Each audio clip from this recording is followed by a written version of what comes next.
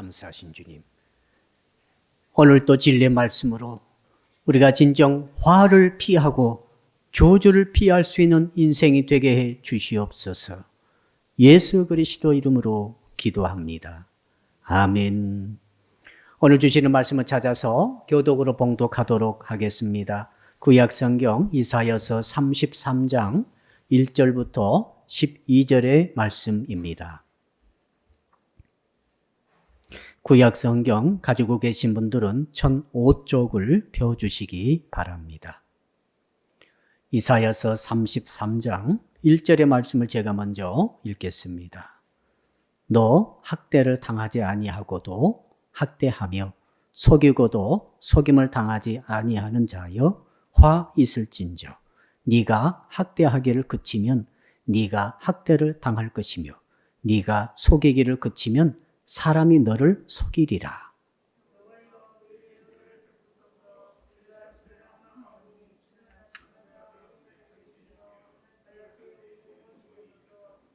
요란한 소리로 말미암아 민족들이 도망하며 주께서 일어나심으로 말미암아 나라들이 흩어졌나이다.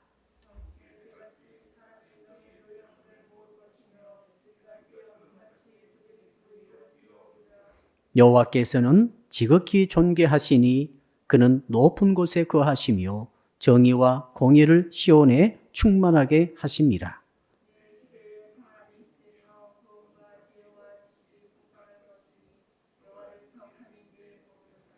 보라, 그들의 용사가 밖에서 부르짖으며 평화의 사신들이 슬피 곡하며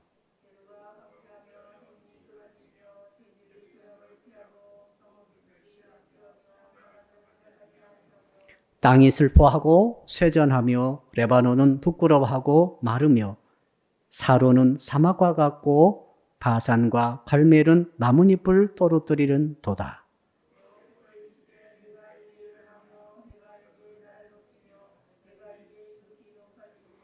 너희가 결을 잉태하고 짚을 해산할 것이며 너희의 호흡은 불이 되어 너희를 삼킬 것이며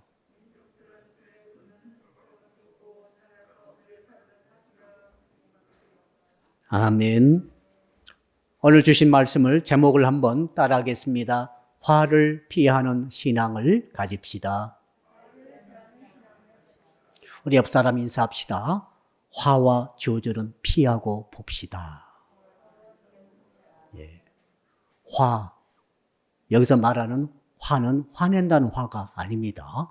저주 받는다는 뜻의 화, 재앙을 당한다는 뜻의 화가 되겠습니다. 이 화와 재앙과 저주가 밀려올 때는 어떻게 됩니까? 맞서서 싸우면은 안 됩니다. 왜 그런가 하면 이 화와 재앙과 저주는 독이 있습니다. 치명적인 독이 있어서 그것에 일단 접촉하고 만지게 되면은 뭐 큰 힘을 쓰지 않아도 그저 살이 썩어 들어가고 저주가 임하고 재앙이 임하기 때문에 그렇죠. 자, 우리가 독사를 봅니다. 독사가 작은 독사도 있어요. 작은 독사도 있지만 독사를 우리가 절대로 쉽게 접근해서는 안 됩니다. 일단 저게 독사다 하면 어떻게 됩니까?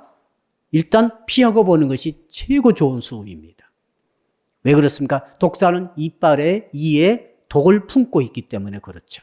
힘으로는 내가 제압하더라도 저것에 그 독이 우리에게 묻게 되면은 우리의 그 물이 썩어버리고 신경이 마비되고 나중에 죽을 수도 있는 것이죠. 화와 저주와 재앙이 이렇게 지독한 것입니다.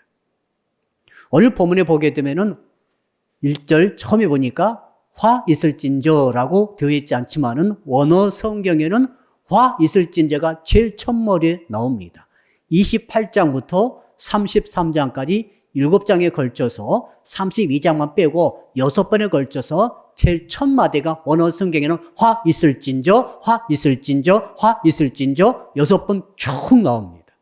주로 이방 국가들, 자, 이스라엘을 괴롭히고 유다를 괴롭혔던 이방 국가들의 그 악행에 대해서 너희들에게 화가 있다, 저주가 있다, 재앙이 있다라고 선포하는 말씀들이죠.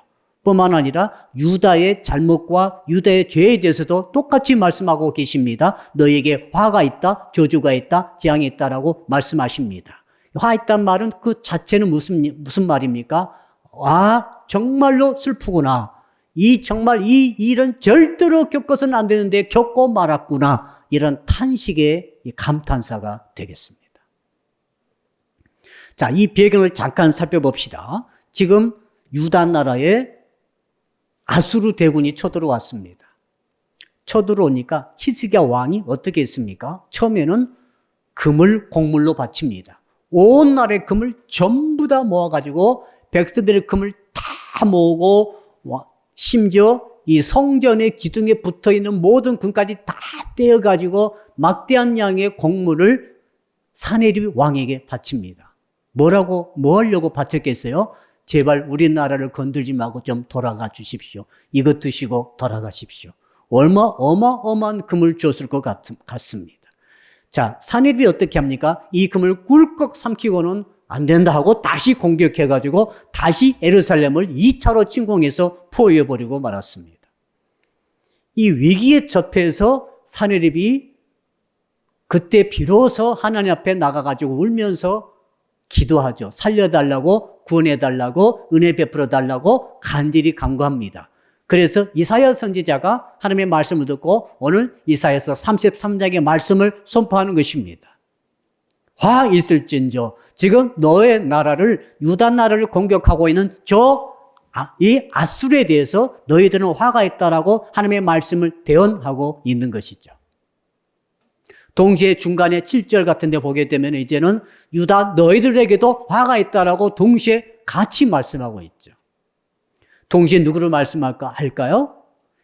한 3,000년 지난 시대를 살고 있는 저와 여러분에게도 동일한 말씀을 하고 계시다는 사실을 기억해야 합니다. 하나님의 말씀은 말이죠.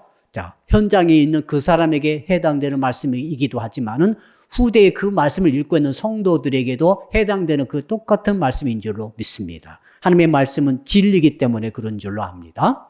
자, 그렇다면은 도대체 누구에게 무엇 때문에 어떤 일 때문에 하나님께서 화가 있다고 선포하시면서 재앙과 저주를 임하게 하시는가요? 이걸 알아야 되겠죠? 왜? 이걸 피하려면 우리가 독을 피해야 되잖아요. 화를 피해야 됩니다. 이 저주를 피해야 됩니다. 재앙을 피하기 위해서 이것이 무엇을 통해서 오는지를 알아야 할 것 아니겠습니까? 자, 우리 한번 1절 같이 한번 읽어 보겠습니다. 시작. 너 학대를 당하지 아니하고도 학대하며 속이고도 속임을 당하지 아니하는 자여 화 있을진저 네가 학대하기를 그치면 네가 학대를 당할 것이며 네가 속이기를 그치면 사람이 너를 속이리라. 여기서 너는 아수르를 1차적으로 가리키죠. 1차적으로는 아수르를 가리킵니다. 야, 네가 지금 학대를 하는구나. 학대가 뭡니까? 힘이 강한 자가, 세력이 강한 자가 약한 자를 자기 이득을 위해서, 자기 이기적인 욕심을 위해서 이게 약한 자를 폭력적인 방법으로 해를 입힐 때에 이것을 학대라고 그러죠. 우리가 어린 시절 어린아이들이 학대를 당하고 있을 수 있습니다. 어린아이는 키도 작고 힘도 약하고 세력도 없고 소통의 능력도 부족하고 돈도 없고 그러니까 어린아이들은 쉽게 학대를 당할 수 있죠. 또 누가 학대 당하겠습니까? 약자가 학대를 당하죠. 약한 사람이 학대를 당합니다.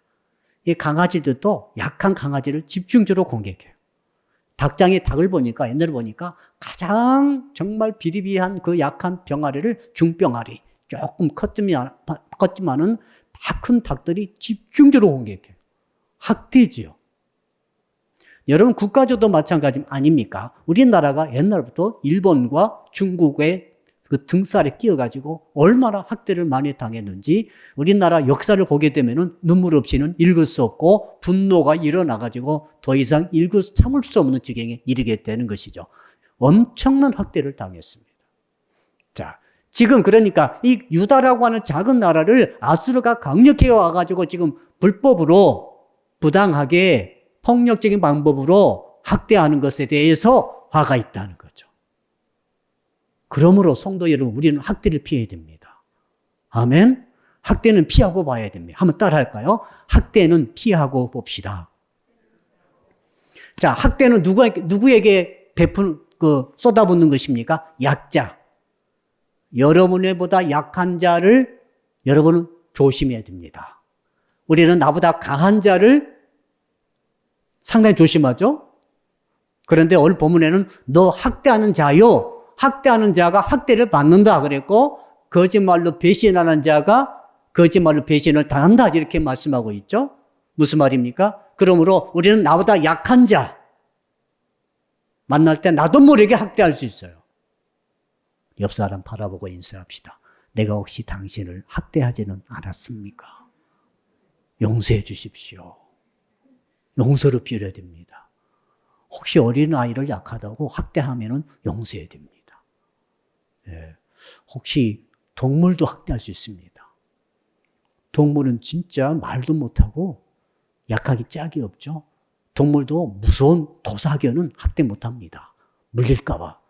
근데 아무 힘이 없는 강아지, 아무 힘이 없는 약한 고양이 새끼 보셨죠? 얼마나 약합니까?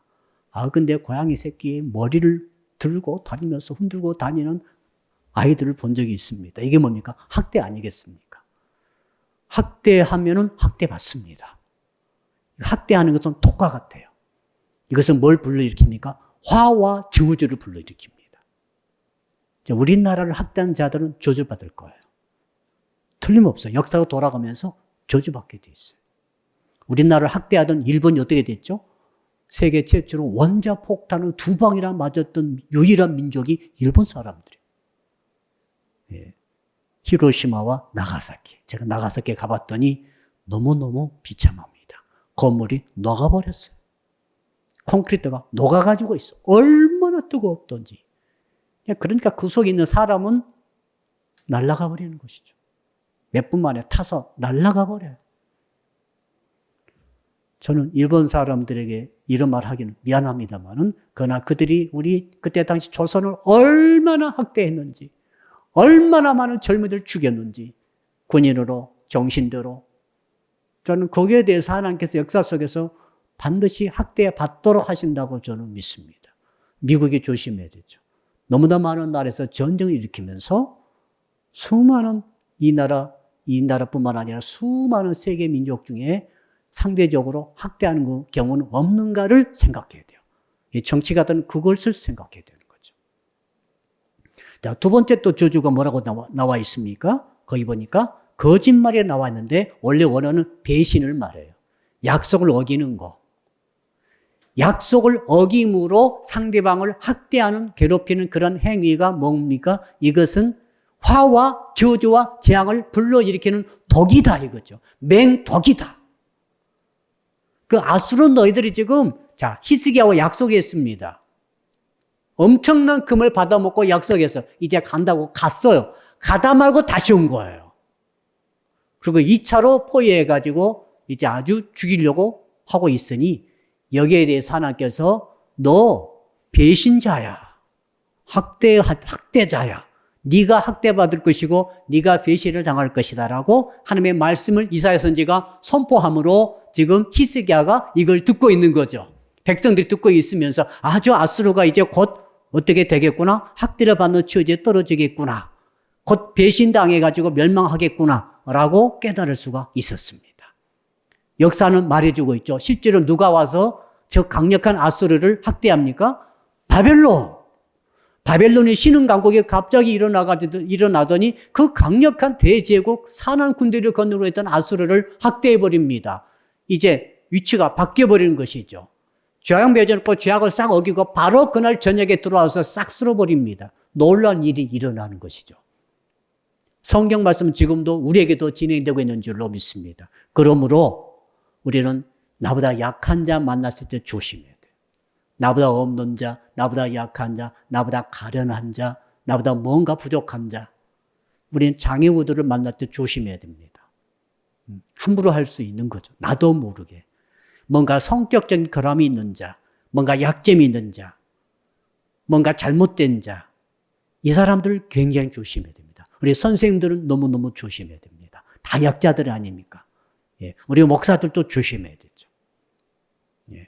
그 다음에 특히 권력을 가진 자, 그 다음에 무력을 가진 자, 그 다음에 돈을 가진 자, 이런 사람들 정말 조심해야 됩니다.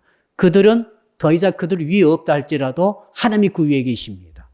그들이 그 가진 것을 통해서 학대하게 된다면은, 이 나라의 정권 가진 자가 국민들을 학대하게 된다면은, 미얀마 지금 군부가 백성들을 학대하고 있죠? 하나님께서 심판하실 줄 저는 믿습니다. 그러나 그 동안의 과정은 너무너무 아픈 거예요.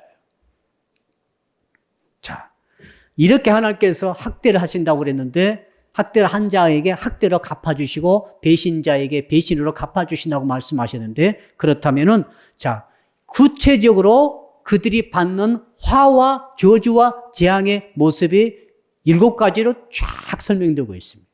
이거 간단하지만은 우리가 한번 살펴봐야 됩니다. 도대체 학대를 하다가 학대를 받게 되고 저주를 그 다음에 이 또 배신을 하다가 배신을 당하게 되면서 받게 되는 이 독성을 가진 화와 저주의 내용이 무엇인가 한번 살펴볼까요? 우선 3절 말씀을 먼저 읽어봅시다. 3절 시작. 요란한 소리로 말미암아 민족들이 도망하며 주께서 일어나심으로 말미암아 나라들이 흩어져 나이다. 이제 바벨론이 일어나가지고 공격함으로 이 아수르와 거기에 해당되는 그 나라들이 도망가는 것입니다. 흩어지는 것이죠. 패퇴하는 것이죠. 계속 승승장구하다가 이제는 반대로 계속 패배하고 지고 이제 발밑에 정말 막 짓밟혀가지고 무너지고 버리는 것을 보여주고 있습니다. 여러분, 그래서 하나님께서는 학대하지 말라고 우리에게 말씀하시면서 너희들이 언제까지 이길 줄로 아느냐. 여러분, 사람이 항상 이기는 것 아닙니다. 항상 성공하는 것 아니에요. 항상 건강한 것 아니에요. 예. 우리 연세 드신 분들은 잘 아시죠? 내 건강이 어느 순간부터는 꺾어지는 것을 느낄 수 있어요. 계속 체력이 증진되고 계속 아프지 않고 계속 튼튼하다가 어느 순간 되면은 이제는 이것저것이 아프면서 뼈가 이제 이것저것 구멍이 숭숭 뚫리면서 그런 것처럼 느껴진다 이 말입니다. 이렇게 하얀 곡선 그리게 되는 거죠. 인생이 그래요. 나라도 마찬가지죠. 언제까지 이렇게 계속 가게 해서 무너질 때가 온다는 거죠. 하나님께서 이걸 말씀하고 계십니다. 아수르 너희들이 그 강력한 힘으로 언제까지 약한 나라들, 한두 나라가 아니죠. 싹 쓸어버렸지 않습니까? 그러나 이제는 거기에서부터 거꾸로 뒤집혀가지고 계속 나라를 뺏기면서 도시를 뺏기면서 물러가고 도망치고 하고 있더라 이 말이죠.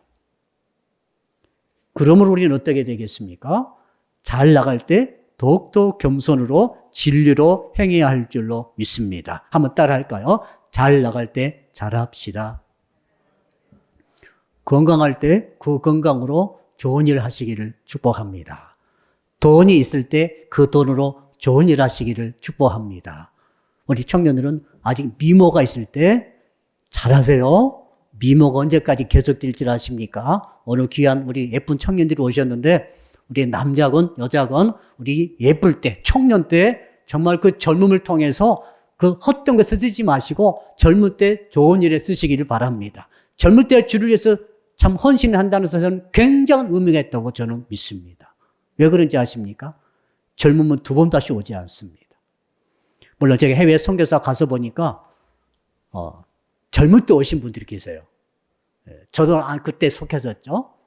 30대 후반에 갔으니까 아무튼 그러니까 딱 결혼해가지고 부교육자 몇 년 하다가 바로 어린 애들 데리고 오는 그런 이제 제일 젊을 때 오시는 선교사들이 계시고 또 그 다음에 가운데는 별로 없어요. 없고 이제 은퇴하시고 은퇴 즈음에 60, 70 다 되셔가지고 그때 또 헌신하러 오신 선교사님들이 계세요. 두 가지로 딱 부류가 나눠져요. 저는 두 부류가 다 좋다고 생각합니다. 다 정말 귀하다고 믿는데 정말 오늘 말씀 비춰보게 되면 젊을 때 주를 위해서 헌신한다는 것은 정말 귀한 것입니다. 예. 그러므로 사랑 성도 여러분, 있을 때 주를 위해서 헌신하는 은혜가 있기를 주 이름으로 축복합니다. 자, 그 다음에 여러분 4절 또 어떤 화가 있는지, 학대하는 자에게 어떤 화가 임하는지, 배신자에게 어떤 화가 임하는지 보겠습니다. 4절 읽읍시다. 시작. 황충의 때같이 사람이 너희의 노량물을 모을 것이며 메뚜기가 뛰어오름같이 그들이 그 위로 뛰어오르리라. 황충과 이 메뚜기의 특징은 식물을 갉아먹어 버려요. 황충떼가 달려들고 메뚜기떼가 한번 와버리면 하늘이 새까마져 가지고 태양이 보이지 않을 정도로 온다고 그럽니다. 자, 한 1년 전만 하더라도 아프리카 쪽에, 그 다음 중국 서쪽에서 메뚜기떼가 왔었죠. 어마어마하게 메뚜기떼 오면 한번 지나가게 되면 남은 것이 하나도 없어요. 전부 다 갉아먹어버리니까 싹 죽어버립니다. 자, 이 메뚜기떼, 이 황충의 떼가 어떻게 한다요? 여러분의 몸에 달라붙어가지고, 개미떼쯤 달라붙어가지고 몸뚱아리에 살을 물어 뜯어 먹고 있다고 생각해 보세요. 얼마나 참 처참합니까? 자, 학대하는 자와 거짓말로 배신으로 학대하는 자에 대해서 하나님께서 화와 저주 내리시되 황충과 메뚜기떼 보내가지고 알거지가 되게 만들어 버리신다, 이 말이에요. 아무것도 남지 않도록 만들어 버리신다, 이런 말씀이죠.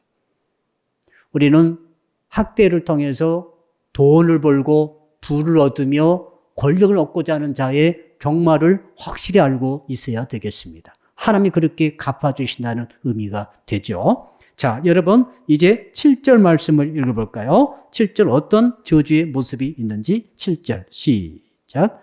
보라, 그들의 용사가 밖에서 부르짖으며 평화의 사신들이 슬피 곡하며 8절까지 대로가 황폐하여 행인이 끊어지며 대적이 조약을 파하고 성읍들을 멸시하며 사람을 생각하지 아니하며. 자, 이 7절 8절은 이제는 아수르가 아니라 유다에 대한 내용입니다. 이게 바뀌었어요. 우리 성도님들이 성경 읽을 때 이게 이제 구분이 안 되므로 헷갈릴 수 있습니다. 조금 설명을 들을 필요가 있어요. 자, 그러니까 6절까지는 지금 아수르에 대한 화와 저주가 쏟아지다가 이제 7절 갑자기 무슨 설명도 없이 보라 하면서 이제 바뀐 거예요. 이건 봐라. 유다 왕국에 대한, 지금 유다가 지금 학대를 받고 있잖아요. 그런데 그 유다가 학대받은 그 이유가 또 있다는 거죠. 왜 학대를 받고 있어요? 과거에 누군가를 학대하고 무엇인가를 배신했을 것이죠. 이 하나님 논리 구조가 그것입니다. 네가 학대하면 너 학대받는다. 네가 배신하느냐? 너 배신받는다. 지금 유다가 학대받고 있어요. 왜 학대받겠어요? 누군가를 유다가 학대했을 것이 아닌가. 그 다음 두 번째로 누군가를 배신했지 않을 것인가. 누구를 배신했어요, 유다가? 하나님을 배신했죠. 하나님과 굳게 약속 믿고 하나님만 믿고 의지하고 섬기라고 약속했던 유다가 이제 누구를 의지하러 내려갑니까? 애굽으로 내려갔다고 그랬잖아요.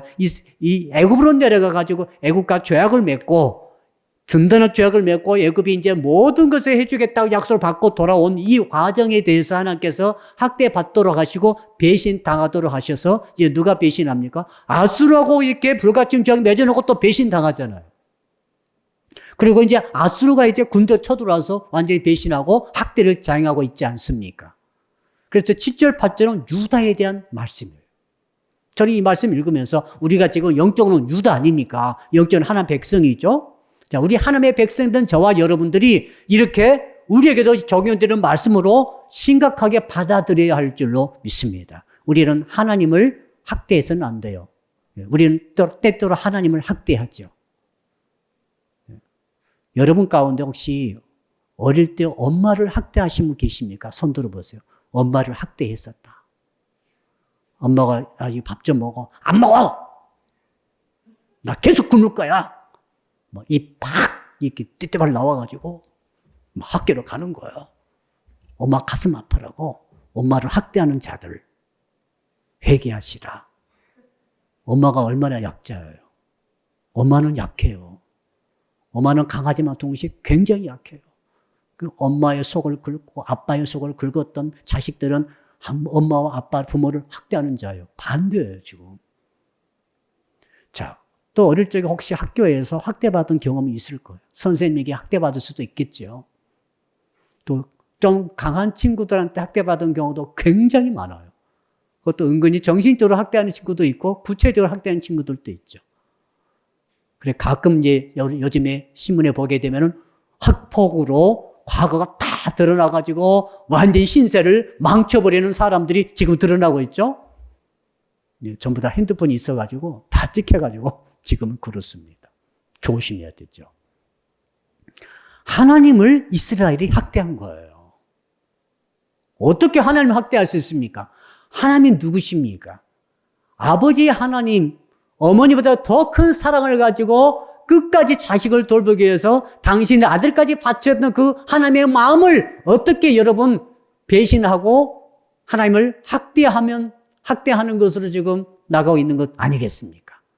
약속 어기고 하나님께서 회개하면 들어주시고 용서하시고 기도 응답해 주시고 또 배신하고 또 죄를 짓고 용서해 주시면 또 죄를 짓고 하나님은 아무렇지도 않은 것 같아요? 여러분 하나님은 하나님이시기 때문에 아무렇지도 않으시겠지 이렇게 생각하십니까? 아닙니다.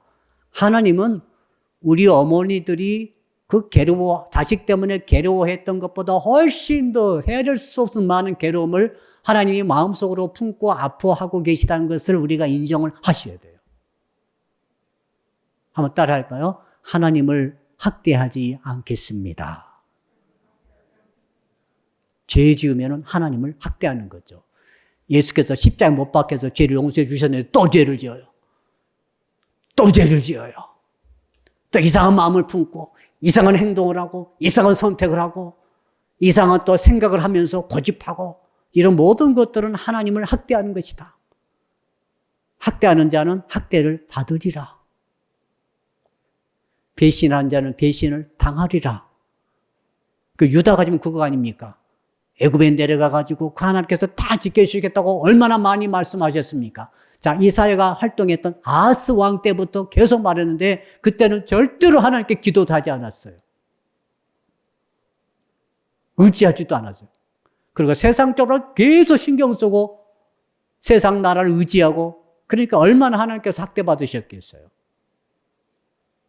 그래서 유다에게도 아수만 한 게 아닙니다. 유다에게도 너에게 네가 학대했지 나를 너에게도 학대가 있을 것이다. 네가 나와 약속을 배신했지 너도 배신당할 것이다. 한번 따라 할까요? 심는 대로 거둡니다. 최고 좋은 길은 이제 아시겠죠? 학대받지 않으려면은 학대를 심지 않고 배신 당하지 않으려면 배신을 심지 않는 것입니다. 우리는 심지어 하나님을 학대했다는 것을 지금 깨달아지는데 이걸 깨달을 때 앞으로 하나님을 괴롭히지 않고 학대하지 않기를 주 이름으로 축복합니다. 자, 그 다음에 또 어떻게 한번 학대당해서 이렇게 저주받는 모습을 또 한번 살펴볼까요? 9절입니다. 9절 같이 읽어볼까요? 시작. 땅이 슬퍼하고 쇠잔하며 레바논은 부끄러워하고 마르며 사론은 사막과 같고 바산과 갈멜은 나뭇잎을 떨어뜨리는 도다. 자, 레바논, 사론, 바산, 갈멜은 팔레스타인 지방의 북쪽 지방이에요. 그쪽은 백향목 숲이 있고 어마어마하게 아름답고 풍요로운 골짜기와 언덕이 있는 것입니다. 유다의 남쪽은 광야가 많아요. 새빨개요. 그런데 그 위쪽은 아주 푸르른 숲이 우거져 있는 것이죠. 근데 그 모든 것들이 어떻게 된다고요? 나뭇잎을 떨어뜨린도다. 여러분, 서리가 오게 되면 갑자기 나뭇잎들이 탁 떨어지죠? 낙엽이 우수수 막 져버리죠? 그처럼 그렇게 학대하는 자에 대해서 여기 두 가지 다 포함됩니다. 아수르든 유다든 또 누가 포함되죠? 나이든 우리까지 포함되는 거예요, 지금. 자, 아수르든 유다든 너희든 상관없이 오늘 선거가 있었습니다만 여당이든 야당이든 전부 다 해당되는 거예요. 누구든지 학대하고 누구든지 배신으로 괴롭혔던 이 죄에 대해서 하나님께서 나뭇잎이 우수수 탁 떨어져 버리듯이 갑자기 서리 맞고 떨어져 버리듯이 이렇게 그 영화가 쇠하게 만들어 버리겠다고 하는 저주의 선포입니다. 아수르가 그렇게 강하다가 갑자기 싹 떨어져 버리죠. 나중에 바벨론도 그렇죠. 역사가 그것을 우리에게 증명해 주지 않겠습니까? 자, 그러면 여러분 또 있죠? 우리 11절, 12절, 2절 말씀 또 읽어보겠습니다. 학대를 함으로 학대받는 모습이죠. 11절, 12절 시작. 너희가 겨를 잉태하고 짚을 해산할 것이며 너희의 호흡은 불이 되어 너희를 삼킬 것이며 민족들은 불에 굽는 횃돌 같겠고 잘라서 불에 사르는 가시나무 같으리로다. 한 표현들이 너무 아름답죠. 사실 이사야 지금 이 모든 이 이사야서 33장의 모습은 시의 형식을 갖고 있어요. 시니까 어떻습니까? 뭐 어떤 편지도 아니고 어떤 논문도 아니고 이건 시문이세요. 그러니까 시니까 생략이 많고 함축적인 표현이 굉장히 많죠. 아름답기도 합니다만 어떤 뜻입니까? 결을 잉태하고 짚을 해산했다. 사람이 말이죠. 아기를 잉태할 때 어떻습니까? 우리 아기를 잉태해 보신 우리 모매님들은 잘 아실 거예요. 어떻습니까? 그 아기를 임신해가지고 잉태해가지고 19달, 만 9달을 뱃속에 넣어가지고 내 모든 피를 다 공급하고 내 모든 진행을 다 그 아이에게 산모가 다 공급하죠. 그래 배 탯줄을 통해서 배꼽의 탯줄 통해서 전부 다 공급해가지고 그 산소도 공급하고 그때 산모가 잘 드셔야 되잖아요.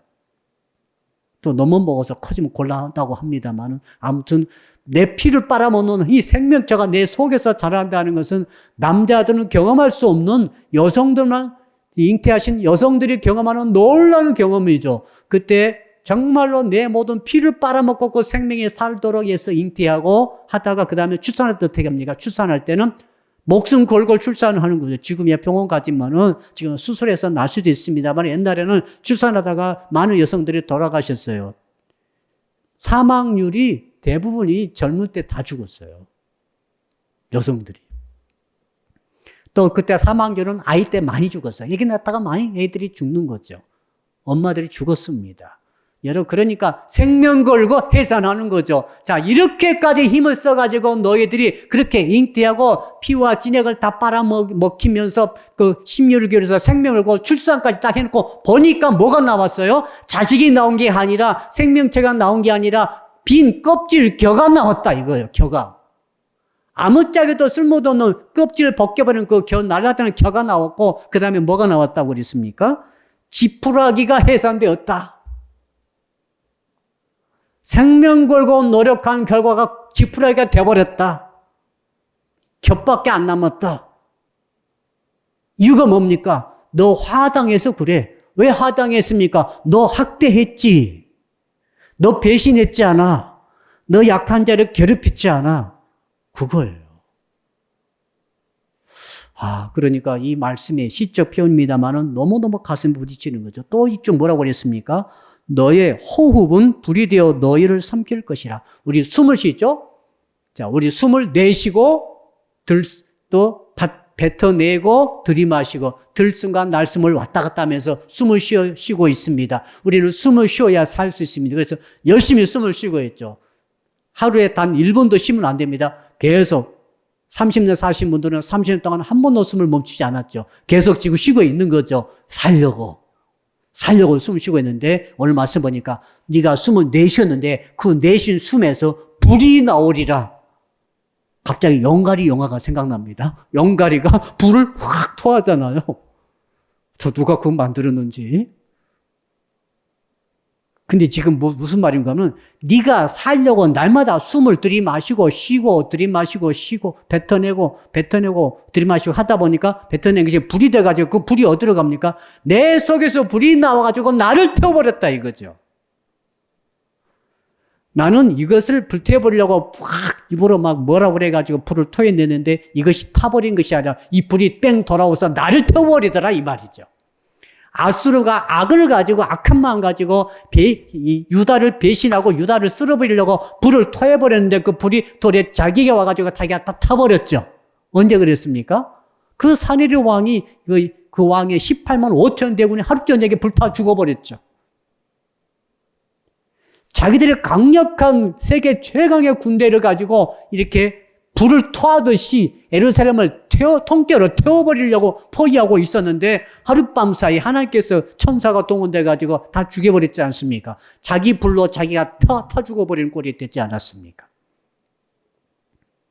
여러분, 우리가 입술로 태우려고 하면 안 돼요. 그 불이 나를 태우는 거죠. 내가 당하는 거예요. 그러니까 우리나라 정치판은 들을 때마다 이게 반복되는 것 같아요.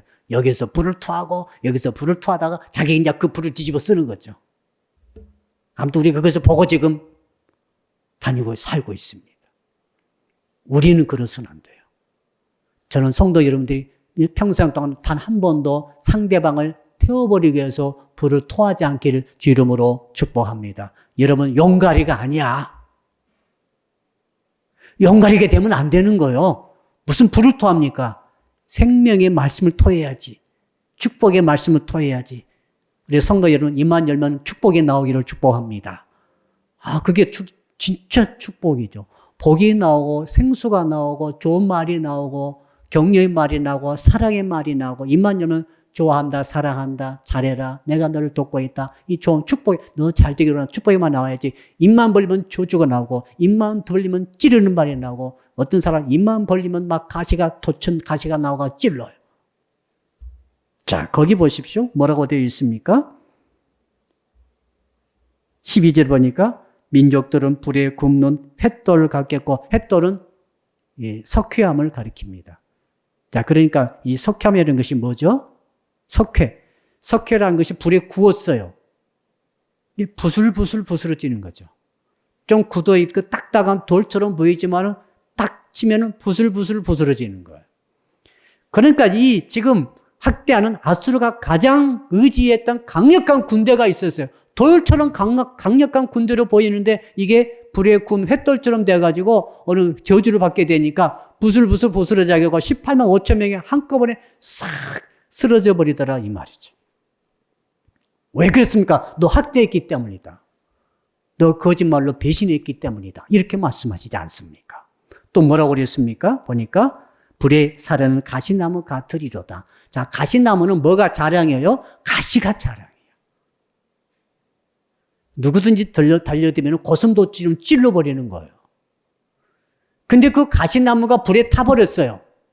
그럼 가시가 어떻게 될까요? 가시도 불에 타버렸어요. 불에 타버리는 가시로 찔러봐야 이게 뭡니까? 지가 뭉개지고 쓰러져 버릴 뿐이죠. 과거에는 한번 찔리면 누구도 다 도망갔어요. 찔러버리면 장수 없습니다. 도망가야죠. 그러니까 자기 가시를 자랑스럽게 여기고 있었는데 때가 딱 되니까 이제 자기 가시가 불에 타버리니까 자기 장점, 자기 때리는 독침과 같은 그 침들이 녹아가지고 재가 돼가지고 아무런 힘을 발휘하지 못하게 되어버렸다 이 말이죠. 이럴 때가 옵니다. 그러므로 지금 결론은 그것이죠. 절대로 학대하지 말고 배신으로 상대방을 괴롭히지 말지어다. 아멘. 자, 그렇다면은 여기서 끝난다면 우리는 허무하죠. 하나님께서 말씀하고 계십니다. 어떻게 하면은 이렇게 학대의 화와 저주를 피할 수 있는 학대와 저주, 학대와 배신하지 않을 수 있는 어떤 그 단계가 무엇인가를 말씀해 주고 있죠. 오늘 이게 핵심입니다. 자, 우리 다 같이 2절입니다. 2절이 가장 중요한 구절이죠. 2절의 해답입니다. 읽읍시다. 시작. 여호와여 우리에게 은혜를 베푸소서. 우리가 주를 앙망하오니 주는 아침마다 우리의 팔이 되시며 환난 때에 우리의 구원이 되소서. 주님, 어떻게 하면 화를 당하지 않고 저주를 피할 수 있습니까? 화와 저주는 어떻게 하라고요? 독사의 독과 같기 때문에 이건 피하고 봐야 됩니다. 어떻게 피합니까? 어떻게 피합니까? 물어봤더니 하나님께서 말씀하고 계십니다. 첫째 뭐라고 되어 있습니까? 2절을 처음 해보니까 어떻게 해요?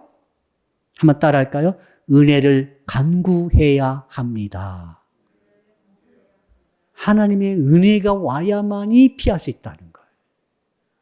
하나님의 은혜가 와야만이 그 화와 저주를 그 독이 막 쏟아져 오는데 독을 하나도 막지 않고 피해갈 수 있다는 것이죠. 그래서 은혜를 간구하는 것입니다. 자, 그러니까 아하스 왕 때도 은혜를 간구하지 않았어요. 자꾸 외교 전략만 생각했지 않습니까? 근데 히스기야 왕도 처음에 안고 있다가 14년 됐을 때에 히스기야 왕 14년 때에 아수르가 쳐들어왔을 때 드디어 이제 배신도 당해가지고 두 번째로 침공받아가지고 예루살렘에 포위돼가지고 이제 정말 시체를 뜯어먹을 지경까지 거의 거기까지 갔을 때에 히스기야가 하나님께 기도하죠. 그때서야 비로소 울면서 간구하죠. 뭘 간구합니까? 은혜를 주시옵소서. 우리는 도저히 이길 수 없습니다. 이기는 것은 불가능합니다. 이제 불가능해요. 할 수 없어요. 이 환난을 이길 수 없어요. 대적을 이길 수 없어요. 그래서 하나님 은혜를 좀 주십시오. 내 병을 의학이 고칠 수 없어요. 하나님 은혜가 필요합니다. 내 사업이 완전히 망했어요. 일어설 힘이 전혀 없어요. 이제는 부도를 끌고 나가가지고 이제 나쁜 말 안 내 주변의 사람을 다 재정적으로 파탄시켜버렸습니다. 은혜를 베풀어 주세요. 그거예요. 주님, 내 신앙이 무너지고 말았습니다. 믿음이 무너져 버렸어요. 이상한 믿음이 없어요. 하나도 없는 것 같아요. 은혜를 베풀어 주셔서 믿음을 주시옵소서. 은혜를 베풀어 주셔서 나를 좀 살려주세요. 은혜를 베풀어 주셔서 내 믿음이 다시 올라오게 도와주세요. 가정이 무너져 내려버렸습니다. 인간관계가 무너져 내려버렸습니다. 내가 믿었던 사랑했던 사람이 무너져가고 있습니다. 어떻게 합니까? 어떻게 해야 되겠어요? 내 힘으로 할 수가 없어요. 은혜를 간구하는 수밖에 없어요. 이게 그러니까 이 화와 저주를 피할 수 있는 첫 번째 방법은 은혜를 간구하는 것입니다. 사랑하는 성도 여러분, 아무쪼록 은혜를 간구하시기를 바랍니다. 화와 저주를 일으키는 학대와 거짓말, 배신은 아무쪼록 피해야 돼요. 아무쪼록 피하시고 대신 은혜로 간구하는 것은 아무쪼록 해야 합니다. 저는 성도 여러분들의 인생이 은혜가 항상 뒤따르기를 축복합니다. 왜 그런지 아시죠? 우리는 부족하기 때문에. 우리는 늘 실수합니다. 우리는 늘 넘어집니다. 우리 아무리 깨어있다 할지라도 늘 쓰러지고 늘 졸고 늘 잠에 취하고 늘 세상에 오염될 수밖에 없어요. 그래서 하나님 은혜가 와야 됩니다. 은혜가 와야 학대하지 않게 되고 학대를 통해서 받게 되는 저주와 화를 피하게 되는 거예요. 괜히 악역 맞지 마세요. 한번 따라 할까요? 악역을 맞지 맙시다. 근데 어떤 사람은 악역을 맞을 수밖에 없대요, 자기가. 자기가 악역을 맞을 수밖에 없어가지고 막 학대하고 돌아다니다가 자기가 학대를 받아, 이제. 좀 안 좋은 것 같아요. 그래서 은혜가 있으면 내가 악역을 안 맡아도 될 수 있도록 하나님 만들어주시는 거죠. 괜히 사람을 때리고 죽이고 그럴 역할을 맡을 필요가 없어요. 옛날 고문하던 사람들이 민족을 위해서 고문한대. 민족을 위해서 통닭구이 고문을 하고 민족을 위해서 나라를 위해서 조국을 사랑하는 마음으로 정기 고문을 막 하고 그러니까 이건 사람 정말 미치는 거죠. 또 그런 역할을 할 수밖에 없다고 한다면 어떻게 되겠어요? 이게 뭐냐면 은혜가 와야만이 그런 것에 가지 않을 수 있다는 것이죠. 자, 두 번째 뭡니까? 한번 따라 할까요? 하나님을 앙망해야 합니다. 앙망이라는 단어 우리 잘 안 쓰죠. 근데 성경에는 굉장히 중요한 말이에요. 앙망한다. 앙망한다는 바라본다. 앙망한다는 소망한다. 앙망한다는 기다린다. 앙망한다는 사모한다. 그런 뜻이 다 포함되어 있어요. 이게 시선을 고정해서 사랑하고 시선을 고정해서 사모하고 시선을 고정해서 기다리는 거예요. 시선을 고정해서 소망하는 거예요. 시선을 고정해서 바라보는 거예요. 이게 뭐라고요? 앙망한다. 그러니까 하나님께 시선을 고정해서 사랑하고 존경하고 사모하고 기다리고 바라볼 때 이것을 여호와를 앙망한다고 말하고 그럴 때 뭐가 있습니까? 화를 피하고 저주를 피하고 재앙을 피할 수 있도록 하나님이 길을 열어주신다는 것이죠. 할렐루야. 앙망이 큰 비결 중에 비결입니다. 성도 여러분들에게 제가 이제 마지막으로 최후 인생의 승리 비결을 알려드릴게요. 하나님을 앙망하는 것입니다. 아멘. 무슨 뜻이면 정말로 우리 오늘 찬양단 마지막 아니라 그 다음 그 중간의 찬송곡에 하나님을 처음 곡입니까? 높이고 처음 곡이네요. 하나님을 가장 높은 자로서 지존자로서 높인다. 여러분 얼마나 위대한 귀절인지 몰라요. 하나님 가장 높은 자이시죠? 가장 꼭대기입니다. 지존자입니다. 절대자이십니다. 그 분을 그렇게 앙망하는 거예요. 2등, 3등, 4등, 5등 이거 바라보지 마세요. 이런 것들은 참고만 하세요. 최고 높으신 그분을 앙망하고 내 시선이 거기에 딱 꽂혔고 내가 거기에 모든 가치와 모든 소망과 모든 내 마음의 사랑을 쏟아가지고 그분을 사모하게 됐다. 이 사람이 주님을 앙망하는 것이죠. 그 앙망하게 되면 뭐가 옵니까? 저주와 화를 피하게 된다는 것이죠. 이 은혜가 있는 것이죠. 근데 자꾸 지금 예루살렘이 유다가 자꾸 애굽을 앙망했잖아요. 학대를 받는 거죠. 속게 되는 거죠. 왜 속겠어요?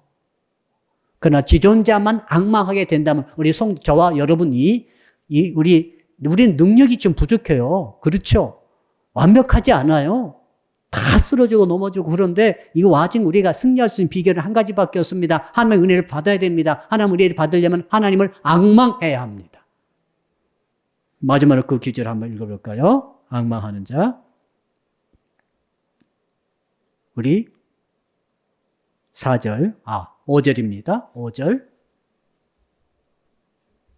5절 읽읍시다. 시작. 여호와께서는 지극히 존귀하시니 그는 높은 곳에 거하시며 정의와 공의를 시온에 충만하게 하십니다. 지극히 존귀하신 분을 지극히 높이는 마음으로 내 마음에 확고하게 결정되어 있는 상태가 앙망한다는 것이죠. 그러면은 하나님께서 화와 저주를 피할 수 있도록 해 주시겠다라고 약속의 말씀을 주십니다. 결론이 6절이죠. 결론이 6절의 가운데 나왔습니다. 이렇게 하나님을 앙망함으로 화와 저주를 피하게 되면 학대와 배신 당하는 것을 피할 수 있게 되는데 결과가 어떻게 되는고? 6절입니다. 시작. 너의 시대에 평안함이 있으며 구원과 지혜와 지식이 풍성할 것이니 여호와를 경외함이 내 보배니라. 하나님을 경외하는 법을 배워버려요. 보배가 되는 거죠. 진짜 보물이 누군지 아시죠? 저는 그런 성도를 보고 싶어요.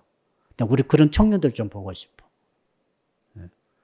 여호와를 경외하는 보물을 갖고 있어. 수백억을 갖고 있는 것이 아니라 여호와를 경외하는 보배를 수백억 갖고 있으면 뭐합니까? 지 하고 싶은 대로 다 쓸 것을 아무 소용 없어요. 지 놀고 지 하고 싶은 대로 다 하고 쓰겠죠.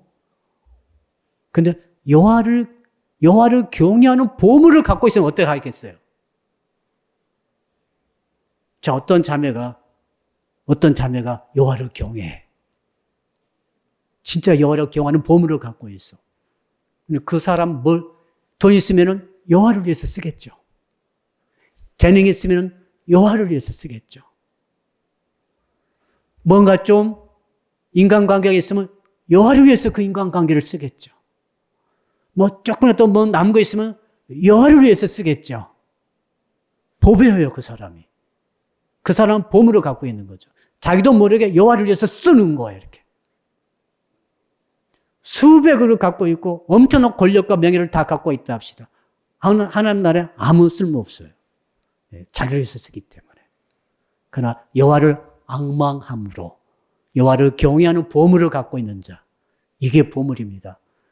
이 송 목사 위해서 기도해 주시든 그렇게 기도해 주셔야 돼요. 주님 목사님이 여호와를 앙망하게 하시고 여호와를 경외하는 보물을 꼭 갖게 해 주시옵소서. 그럼 여러분이 뭐라고 하든지 나는 하나님을 경외하는 쪽으로 갈 거예요. 죽을 때까지 그렇게 살다가 죽을 거예요. 아멘. 제가 성도 여러분들 훈련시키는 것은 그거죠. 성도 여러분들이 내가 여러분 쫓아다니면서 죄 짓지 말라, 죄 짓지 말라 하면 죄 안 짓겠어요? 지을 짓 다 짓는 거예요. 그래서 저는 말씀을 통해서 여러분 속에 여호와를 앙망함으로써 여호와를 경외하는 보배를 갖기를 원하는 거죠. 그 보물, 그게 보물이래요. 그 마음이 보물이라고. 우리 청년 가운데 그 보물이 있으면은 누구랑 어떻게 결혼 생활 하겠어요? 안 봐도 그렇게 가는 거예요. 여호와를 경외함으로 여호와 영광 돌리기 위한 결혼을 하게 되겠죠. 결혼 생활도 그렇게 하게 되겠죠. 멋진 미남과 미녀만 찾아다니지 않을 것입니다.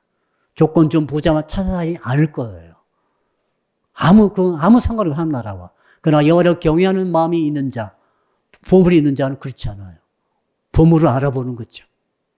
우리 모든 성도들에게, 모든 주의 종들에게 은혜가 있기를 주 이름으로 축복합니다. 우리 합심해서 한번 2분 동안 통성으로 기도하겠습니다.